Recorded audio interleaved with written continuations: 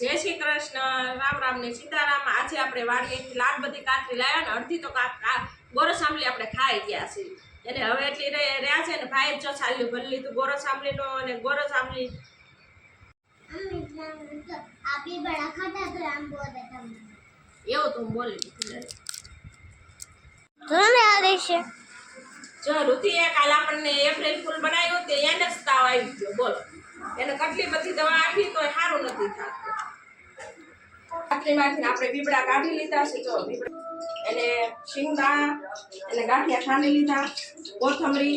અને ફેફસી મરચા અને લાલ મરચા એને આ કળી છે આપણે લસણની કળી એના ધાણા જેવું અને આ ગ્રેવી કરેલું છે આપણે દૂધમાં એના આપણે ગોરસ આંબલીના કાતરા એના આપણે મિક્સિંગ કરીને એટલે આપણે શાક બનાવવાનું છે અને આપણે રાઈ જીરું નાખીને આ બધા પેલા તો કેપ્સી મસાલી નાખવાનું પછી કળી નાખવાની લસણની એ સડી જાય એટલે આપણે આ નાખી દેવાના છે આપણે ગોરસ આંબલીના કાતરા પછી ગાંઠિયાનું અને શીંગના દાણાનું પેસ્ટ બનાવ્યું એ નાખી દેવાનું પછી કોથમરી નાખી દેવાનું પછી આ ગ્રેવી નાખી દેવાનું એટલે આપણું શાક થઈ જાય તૈયાર હવે આપણે બધો મસાલો નાખી દીધો છે ને આપણું શાક થઈ ગયું છે તૈયાર જો કેવું મસ્ત છે ને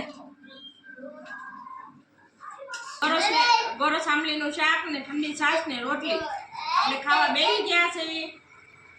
હા અમારી તો પસાડા આ તો